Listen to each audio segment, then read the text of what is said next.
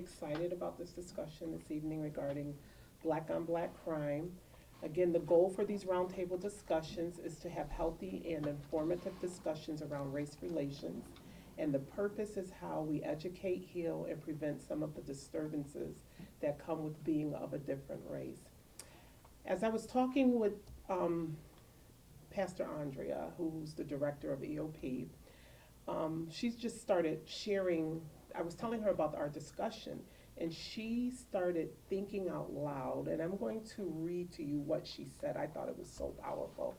She said, "How do you define black on black crime, and why is it even separated out? I have never heard the reference Latino on Latino crime. Where did the term even come from, and why is it used in the first place? What is its origin? What purpose has it served?" I thought this was so profound, and it's just something for you all to meditate on. If you want to speak to it, you're more than welcome to speak to it. We will follow the questions. Rhea will ask you the questions, so we will get started. All right, thank you, Rosalind. So our first question is very general, and what is the term about? So, William, we can start with you. What do you feel black on crime is about? Black on crime or Black black on on black. Black on black crimes. I think it's a lack of education, a lack of knowledge. I think piggyback from Ms. Rosalind was saying is I agree with the person who said it. I don't believe there's such a thing as a black on black crime. I think it's a way of form of genocide against people of color. I think over years people became indoctrinated to that phase, to that name, to that title, and that's when they run with that. I think it's just a lack of education, what they lack in poverty, religion, culture, and self-pride in themselves and believing in themselves. That's all forms of being lacking of the education to hurt one another. I guess I can comment because I actually love that that question and that insight, because that's exactly, I thought to myself, if there was anything that I had to offer in this kind of conversation, it's that I'm really interested as a person being trained by systemic therapy about narrative. You know, the stories that we tell ourselves, the stories that we internalize by the cultures around us. And my understanding is that when black on black crime first came up, it was actually a term that was used by black leaders in the 70s and 80s that really was trying to address the fact that those communities that were really impoverished needed more resources. And currently, it has that has been, and that was an attempt to try to get those resources that was really unsuccessful, which maybe we can talk about a little bit later how that sort of happened. But it's been hijacked at this point. Just like Willie had said, that it's been hijacked, especially in a backlash toward movements like Black Lives Matter, where it becomes this argument that is pushing back against the fact that that the argument is that, well, what about the black on black crime that's happening within? It's a way to sort of dismantle the fact that like white on black crimes are happening, and it really isn't a black on black thing. It's crime in general. Yeah. It's just crime, and so yeah. I'm gonna go a little bit further with it, because as most of you guys know, I had a tragedy in my family, and it was two black men. And the question is, what is black on black crime? Okay, it's jealousy. Plain and simple. Plain and simple. I'll tell you something. I'm a black man. See, I can talk about black men because we're definitely jealous of each other. I remember we were standing outside this place, and we were just sitting there talking, and this guy pulled up in this nice Mercedes-Benz, clean, rim shine, and locked his car, went into place. Do you know one of the guys sat on his car? This guy think he's something because he driving that. Now you wouldn't have did it. I wouldn't have did it. He wouldn't have did it. Definitely the ladies wouldn't have did it. And the other one, because jealousy, I'm gonna tell you something. Jealousy leads to hate. You know, because I remember when I went out for the basketball team, I was so jealous that I had to sit on the bench and I didn't start. And I was better than the guy, you know. And I was jealous, but I didn't hate him because he was in my class, and we got along good, you know. But if you go back and look at the dictionary again, you know, because I had to relook it up after it happened, and jealousy leads to hate and murder. And that's what we are doing as black men. Look at all your major cities. What's happening? They're killing each other with anything. Remember this? When Michael Jordan came out with his first pair of Jordan, they was killing kids over. If that's not jealousy, I don't know what it is, you know. And you got to hate somebody in order to kill them over a pair of sneakers.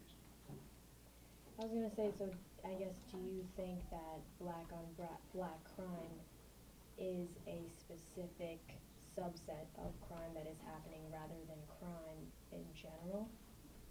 Well, it's, like Daniel said, it's all crime. But it seems to be happening more to our black men, what we are doing to each other. You know, and I always raise my kids as if you jealous over that man because he got something you ain't got, you ain't working hard enough to get it. If that guy could pull up in a Mercedes, he could be making $150,000 a year. That's why he got it. You know, you sitting up here, won't even go put an application in. You know, so I know because I just seen it all my life. You know. Would you say that black on black crime is just happening in the black community? There you go. Because that's where they're There you living? go. You know what I Yeah. mean? Yeah, yeah. Look at this little small town. Look how many gunshots Yeah. we got going on each and every week that they're shooting. You know, we're not even a big major city, but we got more gunshots and have this year than I can ever remember. Well, Mr. Driscoll, I agree with you. I think also is that Roz hit around the nail, like, and that's what I was thinking to myself. The media plays a major role Yes. in society, what they seem doing. Like, for instance, their show, black on a black person or a colored person shooting or killing another colored person.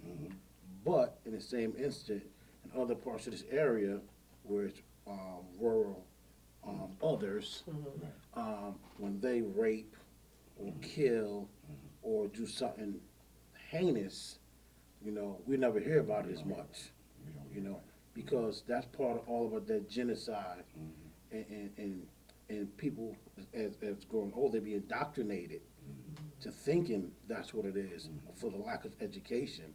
Yeah. You know, they always say if you want somebody to know now, put it in a book. And that's why I think it really, you know, it rolls with education. Once an educated person, like look at myself, look at you, you know, I'm using me for example, I don't see anybody else. Right. What I've been through in my life, Exactly. We just, you know, yeah. and now I'm a little educated. I'm gonna say a little educated because knowledge is infinite. I have a little more education, so my choices is different. And going with being older, you know, you care about life more. Right. You know, but then you have places like these other bigger cities like Chicago, Detroit. Oh, yeah.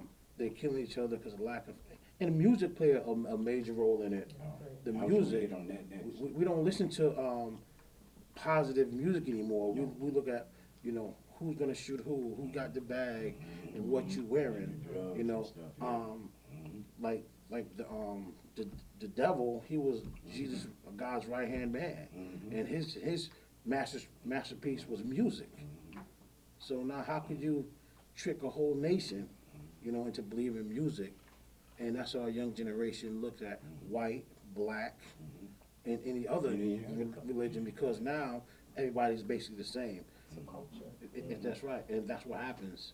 You know, going on that You know, culture. kind of piggybacking what Willie was saying, he talked about indoctrination. So when I think about indoctrination, I think about now, we hear that term black on black crime, we've heard it so many times. Mhm. Now now you're making the connection between blackness and criminality.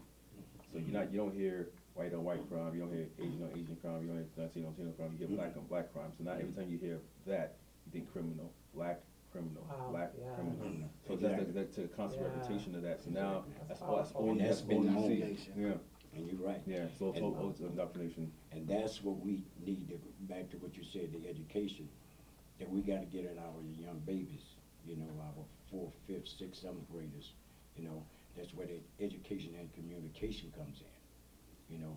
If we can get them thinking on that positive level, because I remember I wanted to graduate so bad, and I will never let nothing stop me, never.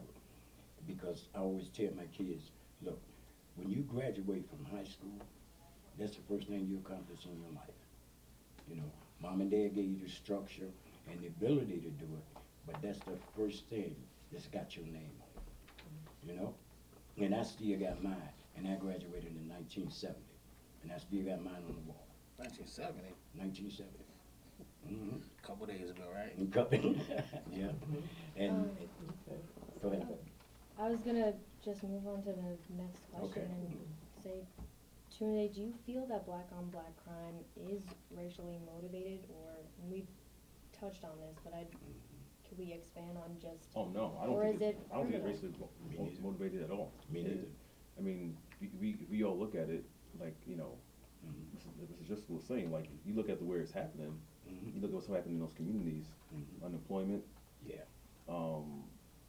healthcare, Probably. drugs. You think about those things that happen in the community. I think all that is involved in part of what's going on in our community. So it's not just about, oh, I'm killing you because you're black. Mhm. Yes, you happen to be black, but there's so much more to it. I Yeah. think some of the things you're talking about plays into it too. Mhm. Like you're saying, you know, you're talking about unemployment, lack of opportunities. You know, you see a brother, I'm struggling, I don't have a lot going on. I see you, like, you're doing the eye for yourself. Yes. You know what I'm saying? Like, I'm gonna come up. What I'm gonna do to come up? I'm gonna get what you got. So I think a little bit has to play into it, Mhm. but it's about resources in our community. 'Cause if you look at other communities that are a little bit doing a little bit well, if you look at other black communities, I don't have the numbers, but if you look Mhm.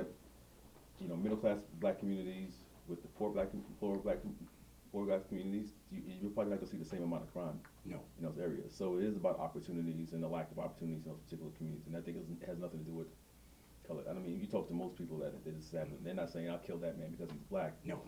I'm killing him because there was lack of opportunities, and I'm trying to feed my family, or like you said, jealousy. Like I want what you got. I want what gonna you get got, and I'm willing to take it. Mhm. And then here's the other part. I don't keep on harping back on the first thing. Is we put guns in these young kids' hands. You know, back to what you said, the education. What does a 16, 17-year-old problem that he has to walk around the streets with a gun on him? No? I can go back, I can look at you Mhm. and all these people in here.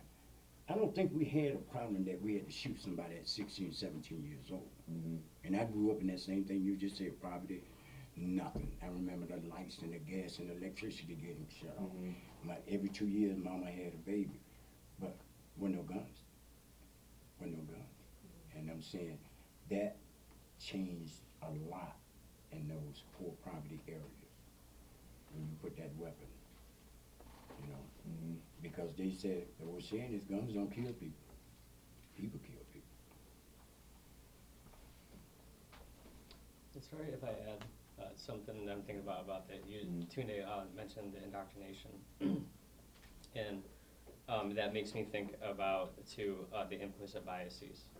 That how that affects our implicit biases, which Brown versus Board of Education really was able to capture the fact that, like, not only what she was able to show was not only did white people have this image in their mind about the fact that blackface was associated with crime or just something bad in general, but that the message is constantly taken in by black people themselves. and that also there was evidence through the instrument that she used that showed that even those children, those black children, actually saw other black people as somehow being bad. And I mean, that's like a really significant, that shows you the power of the narrative and the messages that we get. Right. And then like you said, and then if weapons are in the hands, and there's been research over the past few years that show that as soon, like it's where you're quicker to draw or to pull the trigger when, because of that implicit bias, it says danger. And white faces aren't associated with that because there isn't messages, and so you're not quicker to pull the trigger or to draw. Not all of them. But we see that with the But police not all of officers, them. that's what's Right. happening. Yeah. But piggyback. I have to say this. A young man of color, right, will shoot and kill another young man of color before they shoot any other race. Because of indoctrination. Mm-hmm. We go back to the black jelly bean, the cowboy black hat, bad guys wear black. It's all indoctrinated.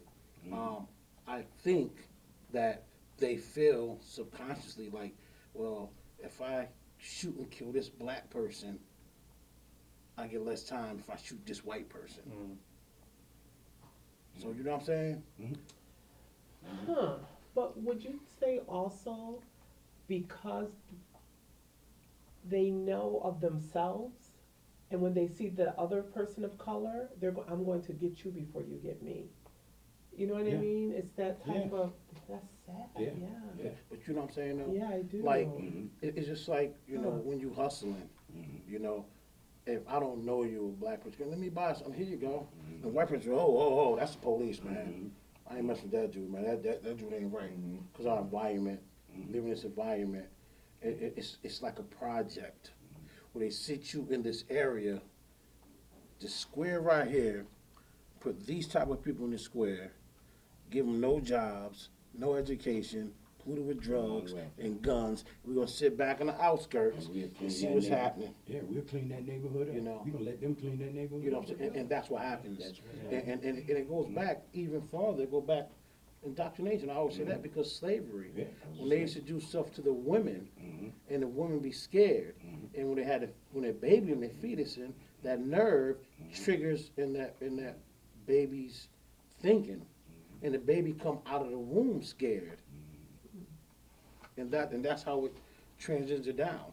You know, like you're talking about, you know, the black on black crime and other crime, and it don't help. The media glorifies or justify or show more of black on black crime. You know, our county jails, you know, it's filled, but people aren't blacks aren't the majority of people in the prisons though. If you go to mobile patrol, you go for that, you don't see that many black people being arrested. That's true. You know, so we have to understand if we're all in this project being observed, so we have to educate.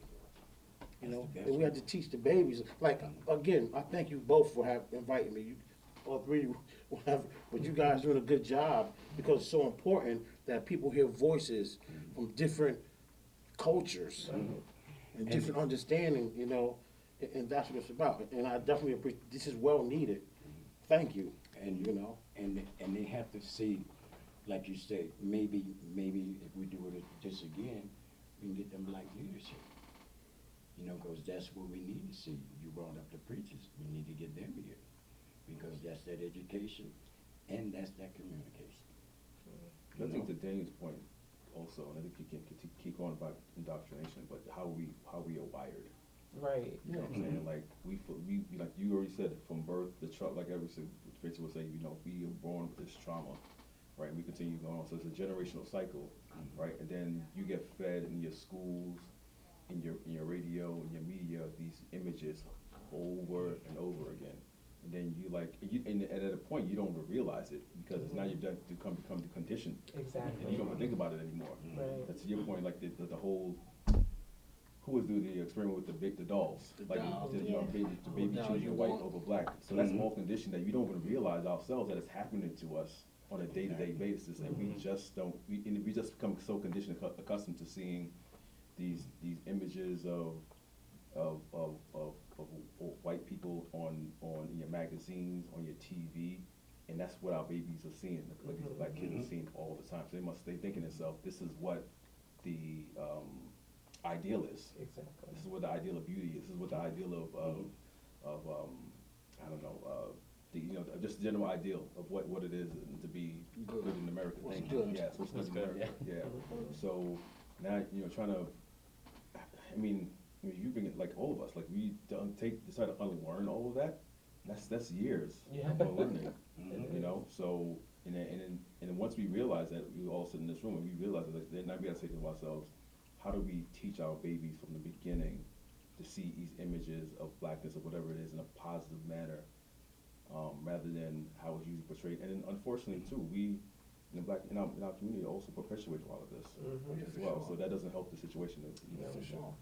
Yeah. Going off of that and what you began with and the traumas that you just explained, Daniel, I wanted to pose this question to you. Do you think that, or what are the mental health aspects and the poverty aspects rather than race when it comes to black on black crime Mhm. and especially mental health? I'm gonna come in from two different angles here. Okay. Because absolutely, there's systemic disadvantage, Mhm. right? I mean, this is a part of the conversation that's becoming really prominent, is that systemically there's a lot of disadvantages.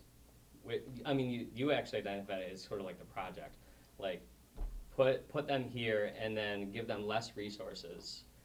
And I think the thing that you had said too was really powerful about the fact that like they'll sort of kill themselves off, because you put people in a box and give them less resources, and then they have to actually like fight for the resources Yeah, that are exactly. actually available. Like throwing a ball out And there. and so Scraps and barrels. Scrap- so does that scraps. affect the mental health? Absolutely.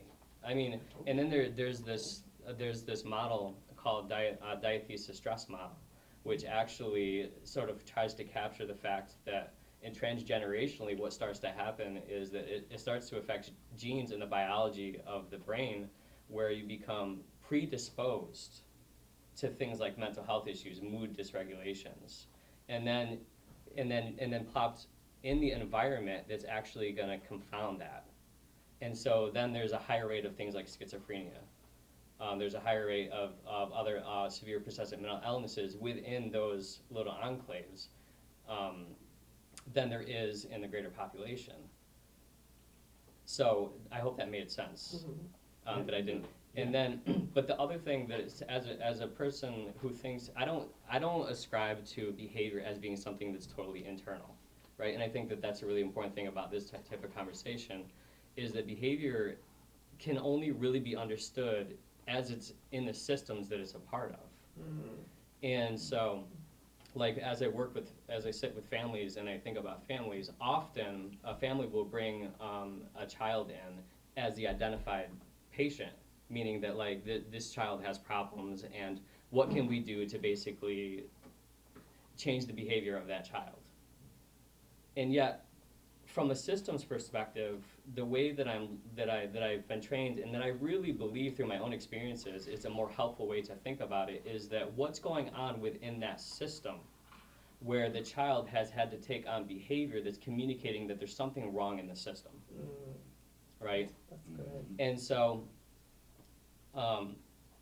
in the trick of the mind is that of the parents, and there may be something going on with the parents, right? There may be some type of conflict, maybe there's something they don't want to address, but to maintain the status quo and to maintain business as usual within that system, it's convenient that the child has a problem. Because then the parents can unite on a front about this problem child and never really address the thing that's going on. Does that make sense? It makes a lot of sense.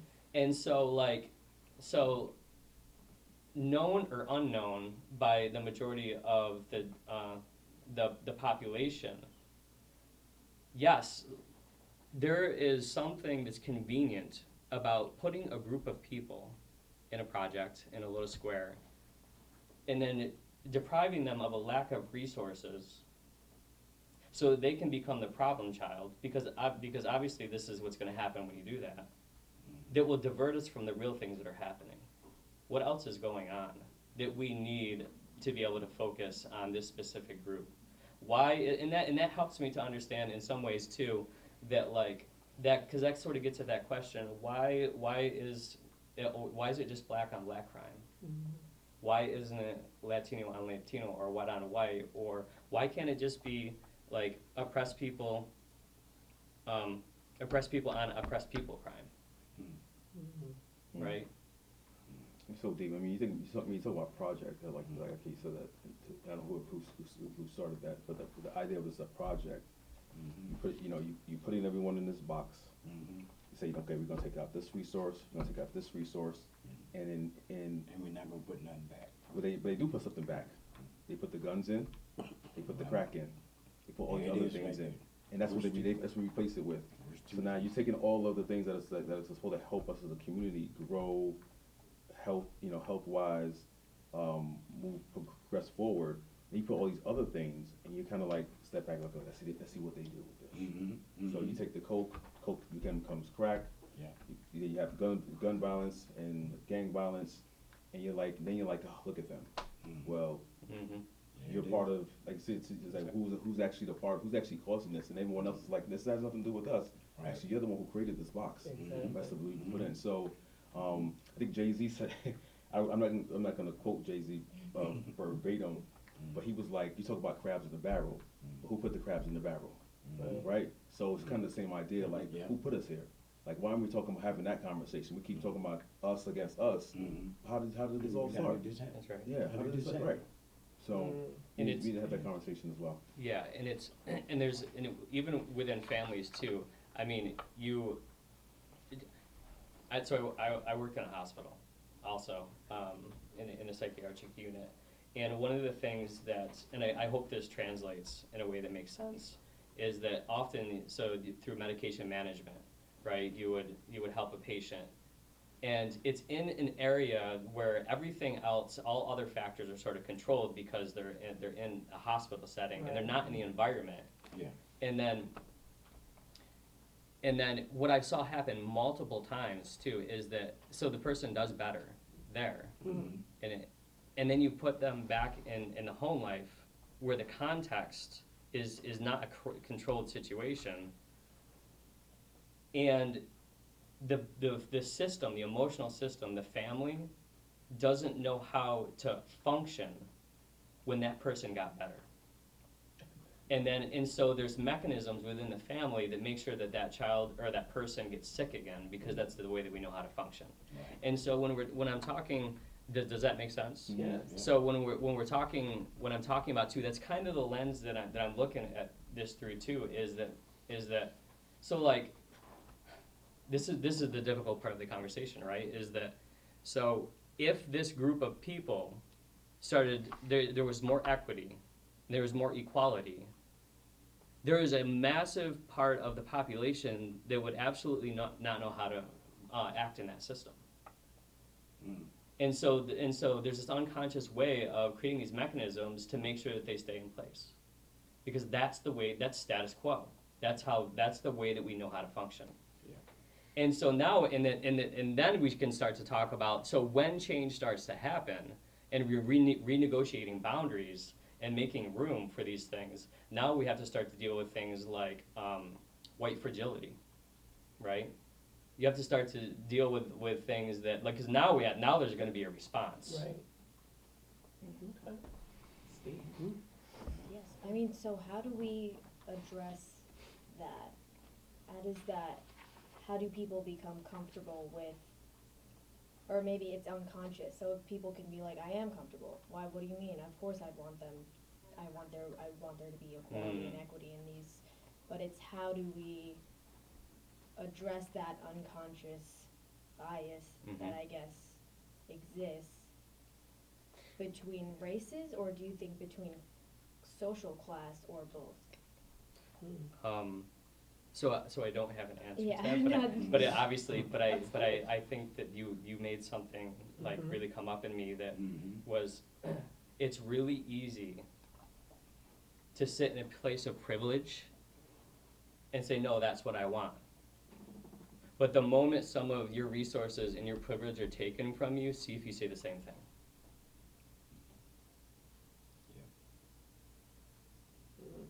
For instance, in the projects, I like going to projects because we feel we can relate, you know, a lot, understand it better. A person in the project, right? Say he's in this project, he meets a woman outside of his project who's very wealthy. He leaves that project and go there. Do he change? Yes.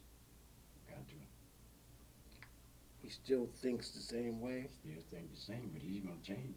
He changed because That environment change. yes, I remember Einstein said, right?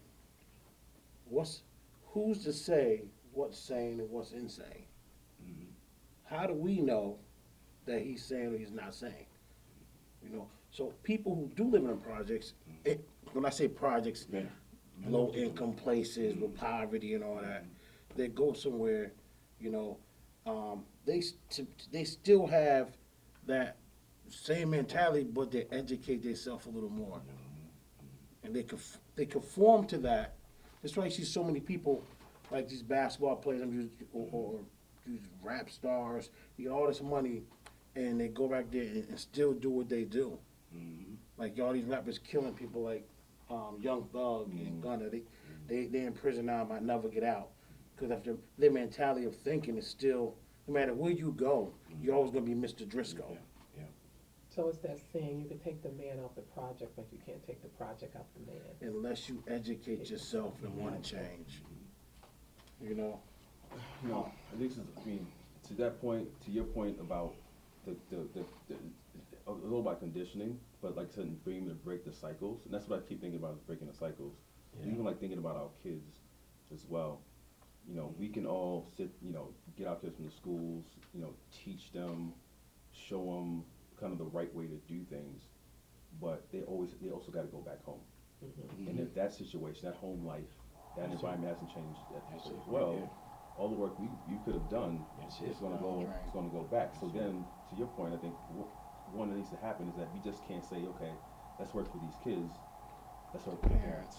You know, let's get you all, because once again, the parents haven't dealt with their own. And I'm not a therapist, so excuse me. So that I'm just going by my own trauma. If I haven't dealt with my own trauma, it's gonna be hard for me to help my kid. And to your point, I think it's great. I don't know why I talk to my sister about this, but the fact that you get a child going to school, they're doing well, getting A's, you know, excelling, and then going back to a home life, and everyone else is like, you doing well, like, and they want to bring him down now. Exactly. Like, what's going on? Like, you doing well? I'm not doing well. Like, what's like? Because they have to face their problems. Right. Yeah. So it's like, you know, as we're doing this work too, is that we can't just think about, let me just think about the single child that we're working with. We got to think about the whole collective and say, okay, how can we help this whole group together? Because that child that is excelling and doing well has to go home, and that parent, siblings, or the people in the community may say, you know what, we're not there, and they don't know how to get there. So instead of trying to figure out, okay, how am I going to get to where this person is, the only thing they know how to do is, let me just drag them all back down so they can get back to our level. Because, you know, back to the jealousy, I mean, a little bit about that. Like, I don't know how to get there, so I'm going to do what I know how to do, Yeah. which is, I'm going to pull you back down so you back down on our level with the rest of us. So, I mean, I don't know how true that is. I mean, I don't know if you see a lot of that, some of your work with the kids you work with. But I don't know. I mean, it's a lot of work, but like I said, it has to be like fully done with the whole entire collective. I don't want to down the parents so much as that, and I agree with you 110%. But we got to go back to the community. And what I'm seeing, a lot of the mothers are trying to raise 2 and 3 kids by themselves. Some of them are working 2 jobs, right? leave that baby about 6 in the morning, don't see that baby until like 8 at night. And again, who's watching these kids? Who's training that baby? You don't know what that life is. She just know I got a babysitter, you know. And back again, the hard thing is the man. Where's them kids' father? You know, I know your dad was there in your life. I know my dad was there in your life. Your dad was there in your life, and so he left. So your mom had to raise. See what I'm saying? And she had a tough thing, and God forbid, it was 8 of us. And if my dad would have left mom, ain't no telling what we'd be, you know. And so I have to look back as the woman can only do so much. The mother, I'm not gonna say a woman. The mother can only do so much, especially for a boy child. For a boy child. Because that boy gonna get to 16, 17 years old and say, Mom, you ain't hitting me no more. Because I did it. My mom was still beating us with a switch at 16. I'm a junior in high school, you know. And I did something, and she went out there and got a switch. And my dad always said, if you hit your mom, I'm gonna hurt you. So I would never hit her. I was too afraid of him. But, you know, and I think about that. Now she's got to come home, tired on the feet. She got to fix dinner. You don't know if the babysitter fed her. She might say, y'all eat? No, Mom, I'm still hungry. So now she got to do that. So the mother is bringing up men, children, and they're going to fail. In this environment right now, they're going to fail. Because I asked my boys, and they have boys, I said, sooner or later, in school, somebody going to ask you, you want to smoke this joint? How old are you going to be? Right? And that Terrell Road, and that, you better talk to them boys.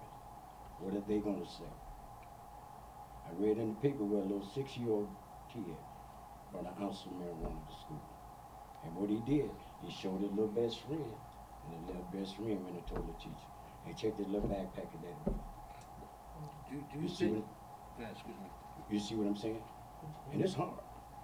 Now you got like now, since they passed, I guess I'm jumping the top. They legalized marijuana in New York State. So now what it's going to do is going to put marijuana on a higher scale for kids to see because now it's there. When we was growing up, you know, we never see when we come in the house like, what's that smell? Like it smells different. You know, now the kids are growing up and seeing the different types and you know whatever. You know what I mean? So that's very real. It's gonna happen. Yeah. You know, this kid's gonna see it. But I'm seeing this here. Neither one of us want to see an 11-year-old smoking weed. His brain hadn't developed yet. You know that.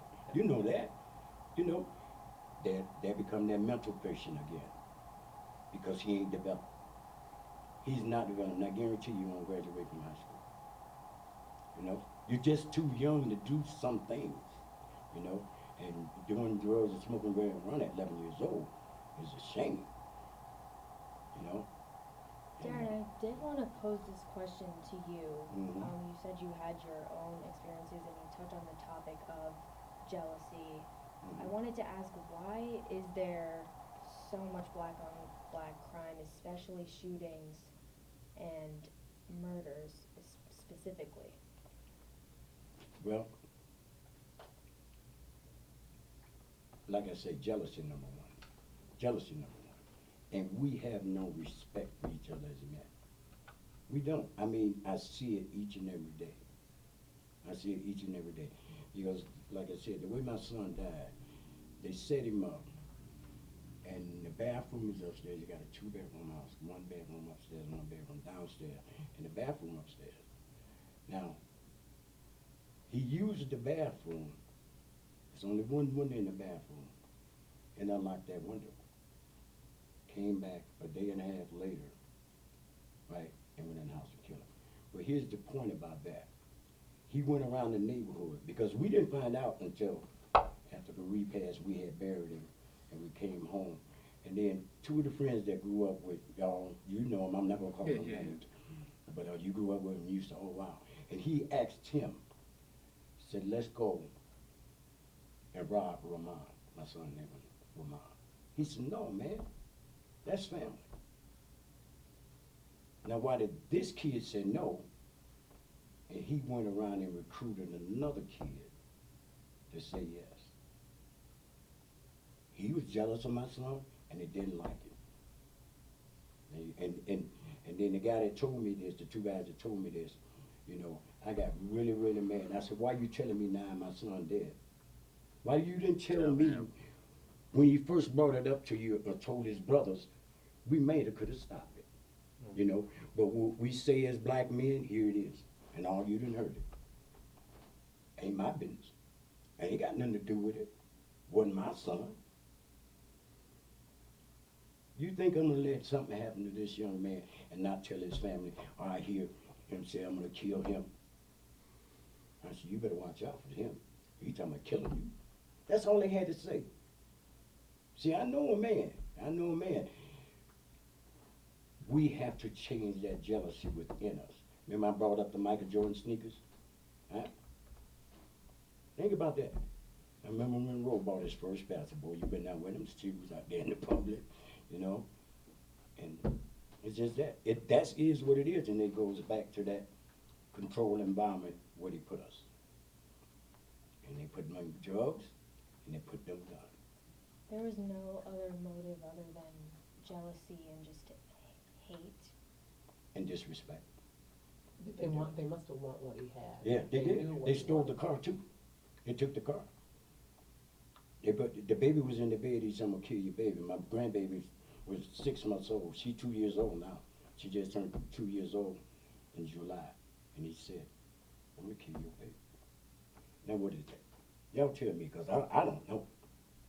I don't think he loved my son. I don't think he respected my son. And that goes back to the rap and the TV shows. They tied his hands behind his back. You know, that's some old kind of gangster crap. You know, if he had that bigger problem, at least I'd have said, man, you got a problem, man. I'm not gonna break in your house. Because I look at all us in this room, I don't know how mad you can make me to crawl through your window and kill you like that. I just, it's not there. It's not there. I can't see myself doing it, you know. And I asked my kids, I said, can y'all do this here? They said, no, Dad. I said, no. I said, you know what you have to do. You have to face him. If he done hurt you that bad, you got to face him, you know. And his girlfriend was there, and he didn't shoot her, and he didn't shoot the baby. He shot my son. Why you didn't kill all three of them? If he's such a big gangster, you know? Because one thing I'm gonna say this, he didn't have the heart. He just wanted to prove something. You know? I'm sorry that happened. Yeah, I know. Sometimes I sit up there and I cry by myself all the time. You know, and I just hope none of you guys ever have to go through what I went through with me and my wife. You know, and so and I'm telling you, it's black on black crime. That's what it leads to. If you're jealous of someone, that jealousy is going to lead to hate and homicide. Look it up in the dictionary. You know, never be, I tell my kids, never be jealous of any man that walks this planet but God. You know, because you can't do what he do. Well, and you can speak to the effects of that jealousy, or the effects on the family, the effects on the community, that jealousy is something that can be fixed, or it's not something that you really need to act on. Excuse me. She'll turn this thing off. Running my daughter. But you can speak on how that jealousy has impacted your family and Yeah. the community around. And I get what Jocelyn just said. I said, because, you know, we run the shop, and a lot of people grew up with my kids, because I got 4 boys that are all different ages, so a lot of those kids, I went to school with my mom, you know, and I'm so sorry, and that this happened, and you know, and I talk to everyone that come in that store about how your kids doing in school. You know, make sure you talk to them. You know, you have to touch base with them kids. and what you said, how do we get it out of it? We have to keep talking. You Yeah, can't stop talking. That's funny. I was about to ask you, like, what could have been done differently for that kid that shot your son? What could we done differently? The kid that shot my son? What could we have done differently to help him? He, older guys, that knew him when he was younger and talked to him, maybe get him in some sports or something like that, you know, and, but he never did anything. He was only 1 year old, and my son died at 29. He was 30, so they knew each other all through school until he dropped out, you know. So, you know, and he never hung out with him, so I don't know what made him contact Ramon at that time in his life and to feel him out like that, because he had something he wanted. He had some, you got something I want, what am I willing to do to get it from you? Huh? And see, and that's strange, and we as black men, man, we have been programmed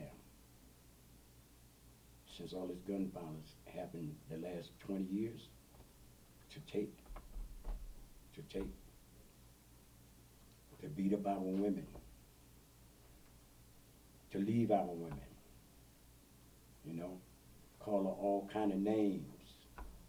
You know, I never heard my dad call my mom one nasty name. Your mom would have popped him in his head. Yeah. I know your mother and father now. Yeah, We ain't gonna start that now. Yeah, and he wasn't having that. Because we weren't going to stand there after we got big. No, Dad, nope, we ain't doing that to Mom. I think it says a lot. I mean, I hate to really blame music and media on everything. Like, it's hard not to. It's there. It's hard not to say, you know, how Yeah. things are perpetuated. You know, it's interesting when you listen to music and things that get bleeped out, things that get left in, what is popular and what gets pushed onto the radio waves, pushed in general. Right. You think about it, like, wow, like this music is poison.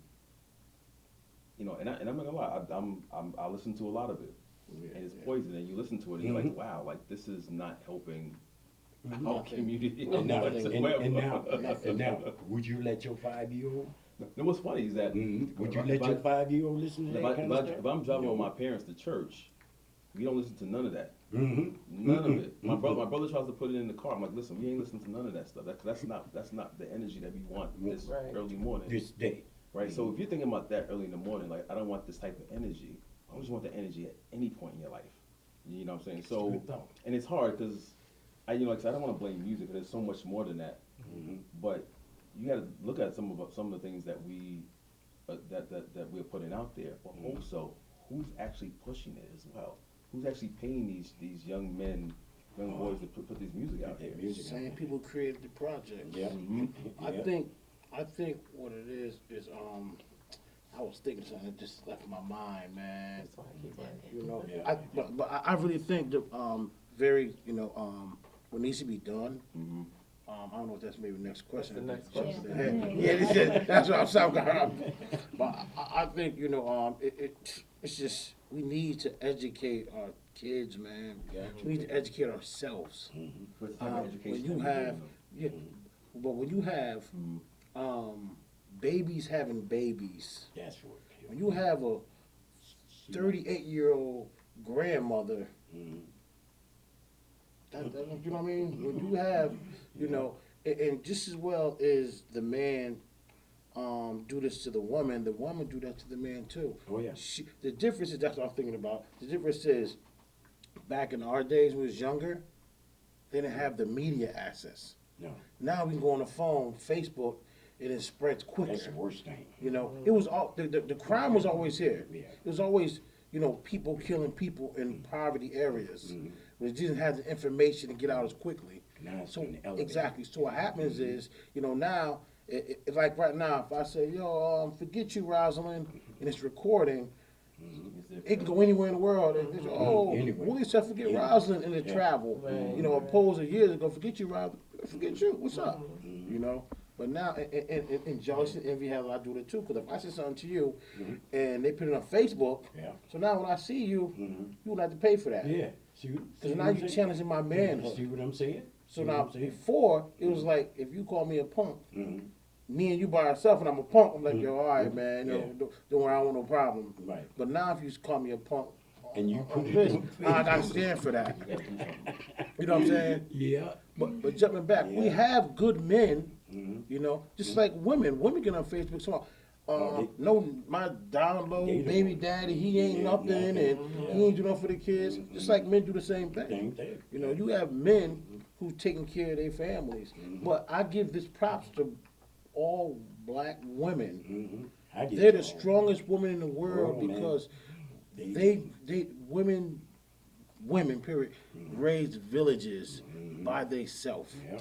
But let me add to that, yes, we do, I'm gonna say Mhm. we did Mhm. too, but there's so much trauma behind that. Mhm. Yes. But because of our pride and being taught at a young age that You you by don't yourself. let people know what goes on in your house, Mhm. we don't go to counseling, Mhm. you Can I- know, and No. we need it. No. Yeah.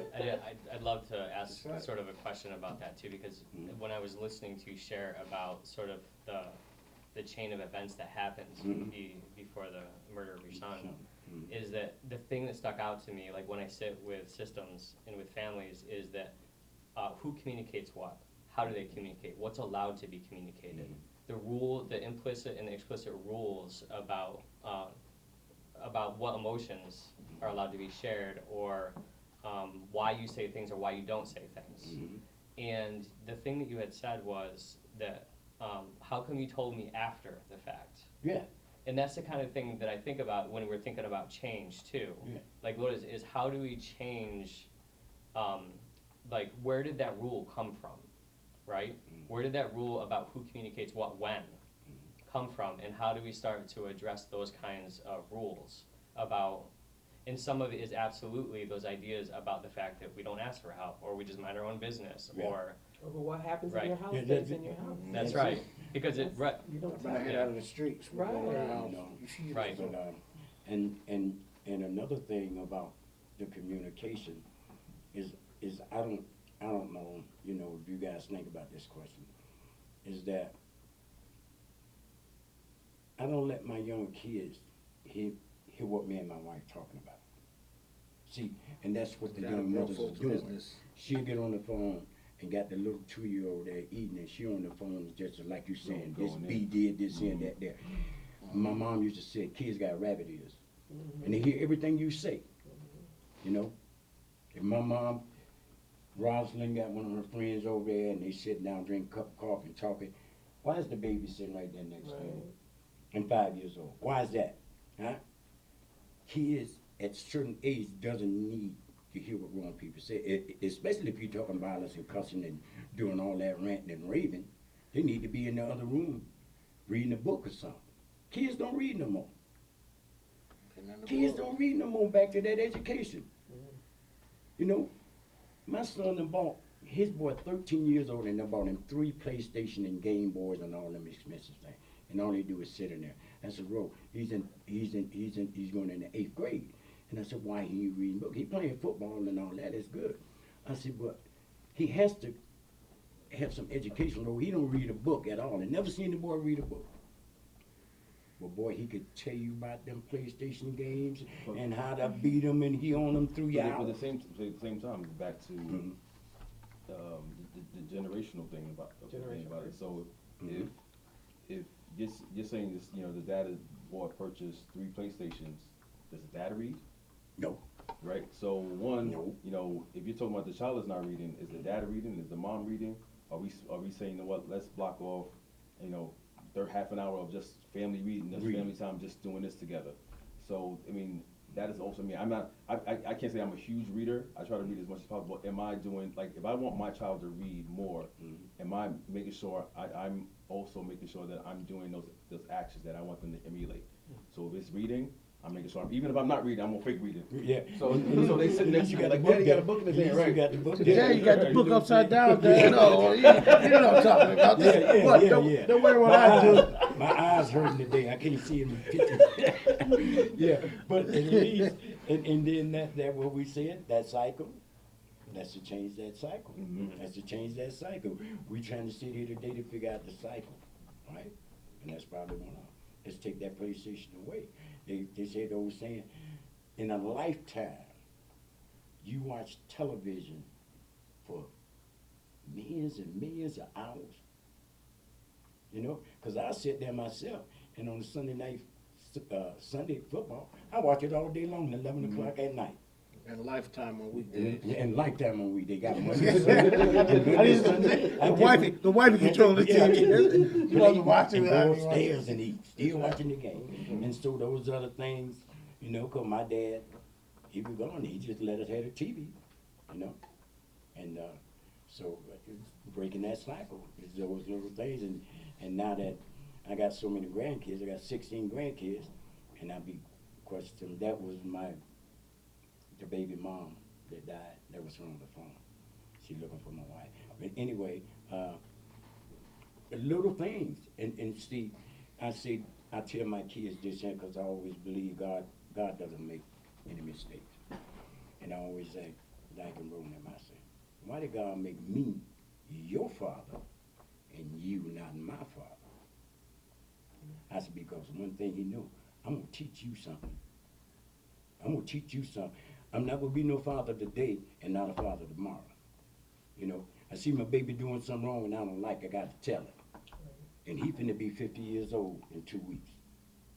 Oh, Dad, I knew you been staying. I said, I'm going to tell you again, I told you that. You know, because one thing I hate to do, I hate to tell my kids, I told you so. That's the worst thing you could tell a kid, because that's admitting that he's a failure to me. I asked him, what you learn from that? I asked my boys, the one that's living, what you learn from your brother getting killed? I said, you walking through the house making sure the house locked up when you go to bed? Because that's what all of us gonna do tonight. We're gonna lock our car, we're gonna lock our windows, we're gonna lock our door, and we're gonna make sure our kids are there, you know? And that's what he didn't do. But Daniel, as far as, I'm asking you as a counselor, just as far as like parents go and breaking the cycle, like what can we do as parents to help make sure that we're also taking care of ourselves, to help take care of, make sure we be able to help take care of our kids.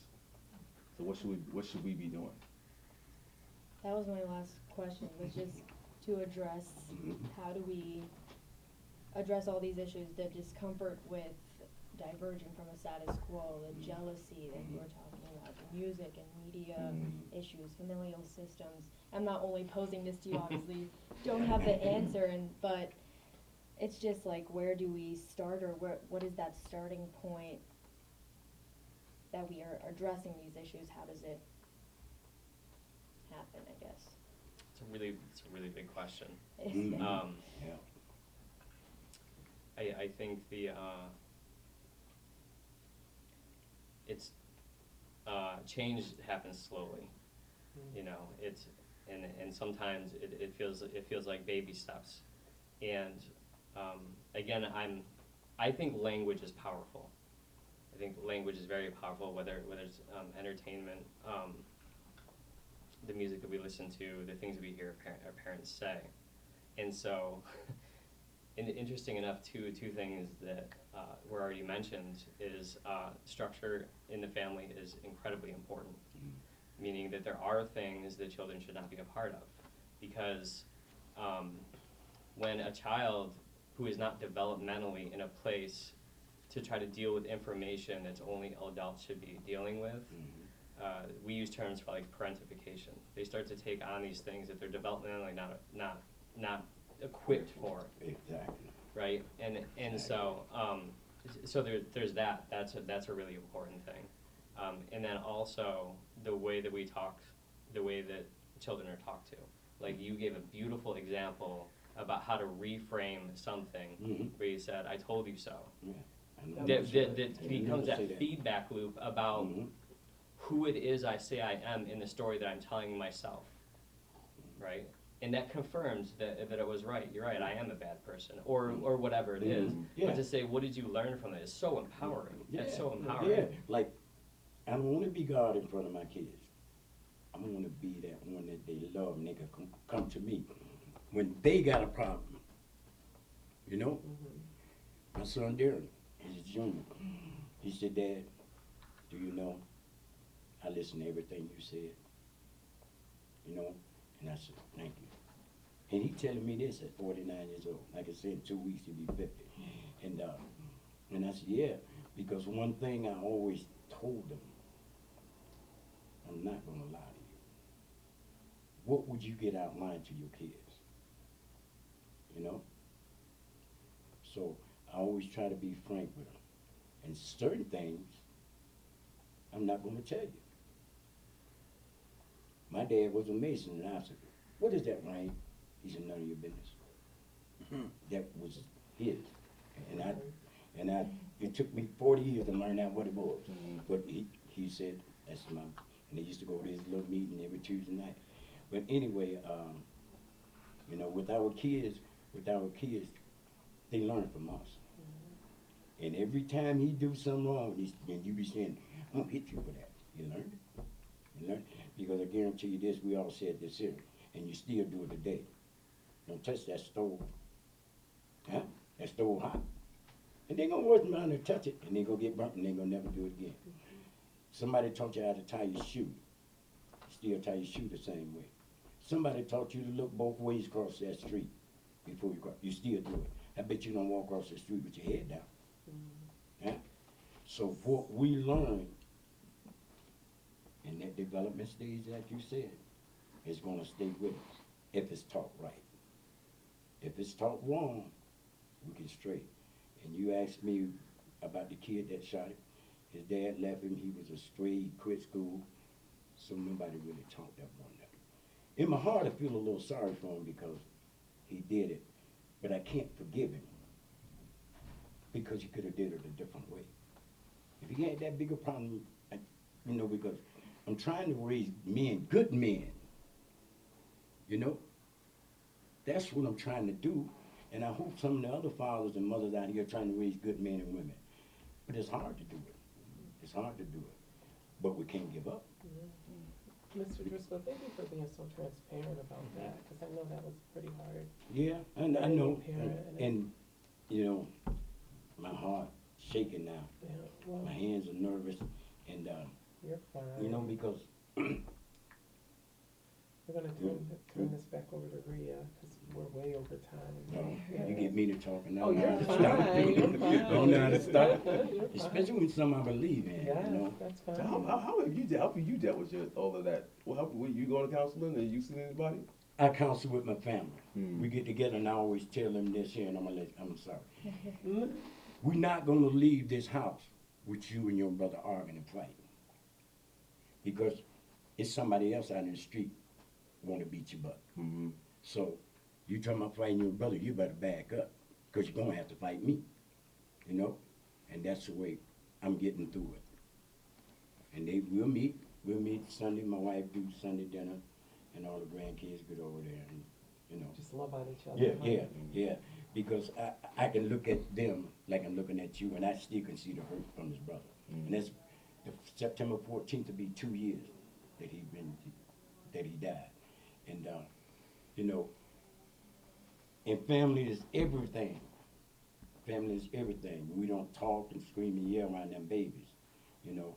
And I said, we can't have them going through this, you know. All right. Right? Well, that'll do it. Thank you guys all for being here. Mm-hmm. I think it was very. Let me say something for the last question, because it's very important we get that out. Mm-hmm. You know, I think what we need to stop the crime in our area, in all areas, we need programs. We need programs so the kids got something to do. We need to train the parents so they can get jobs. Mm-hmm. We need to educate the adults. We need the older grandmothers mentality back, the older grandparents mentality back. We need everybody in our community to play a role, like a tire with spokes. You know, you're playing your role now. You ladies playing your role. I'm playing my role. Everybody playing a role. We have to get involved in our community to make a Right. change, and that's the only way it's going to work. Absolutely. That's the only way it's going to work if everybody get involved. Because if I buy into it, and my son hang with your son, and you're not buying into it, and vice You versa, told him that. we all have to be involved to make this change for our community. That's the only way it's going to happen. We can't just a couple people here, everybody have to get involved. And then get trades, because everybody can't go to college and get degrees. No. You know, give them trades so they can be able to work, have programs for the kids. We have no swimming pool in Amara, New York. We have no what? Swimming pools. I know. We Ain't used to that a have shame? 2 at the Nave, Ain't that a they're shame? gone. The South Side's gone.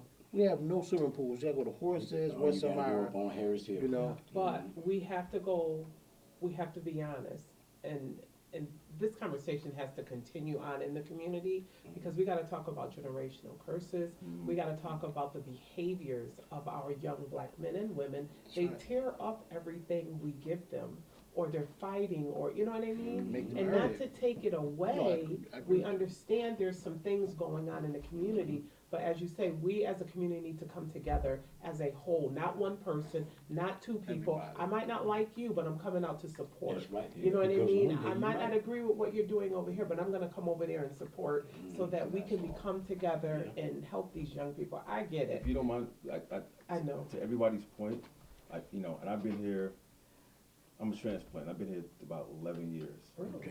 And one of the people that I met when I first came here was Willie and Troy.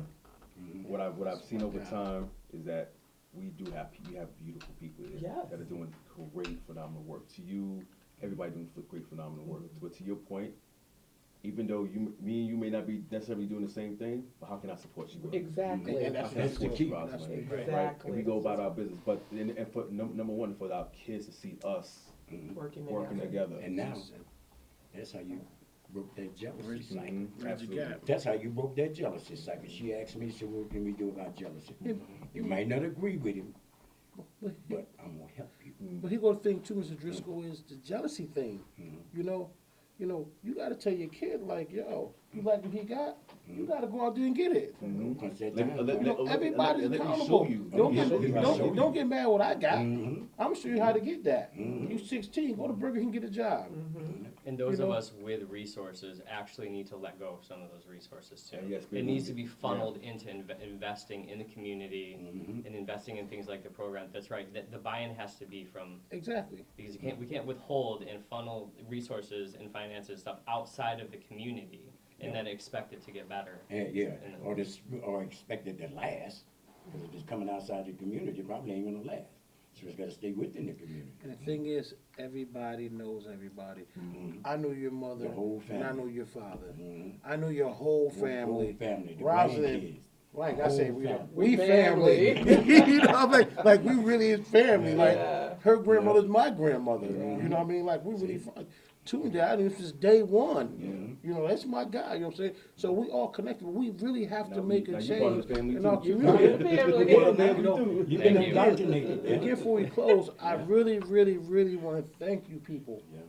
This is well worth needing. Yes. You know, 'cause people ain't gonna read no newspaper or read no blog on Facebook, but they're gonna be nosy. Yeah, they gonna see that. What And, Rosalind talking about? What and they listen and hope they buy into it. We And want to make a change. Same Thank thing like you. you said, I was so glad she called me and out the blue. And she called me in the shop. I be And I said, who? thinking. Rosalind to get you. She said, I talked to your daughter. Rosalind to get you. She said, who? Rosalind to get you. She said, Rosalind. And I talked to your daughter and asked you if you want. I said, yes, I do. Yes, I do. I said, when is it? When is it? Yeah. Well, All right, guys. She's the core, the brain of this whole. Yeah, that's the heartbeat, that right? I'm the face of it, but she's the one who makes it happen. I have to give. You're right. All the credit is to her. Thank you. But I'm glad we went over time. I think the last few minutes there was a lot of tangible solutions and where we can start addressing these issues. So I'm glad we went a little bit over. But thank you all for being here. All righty. Appreciate it.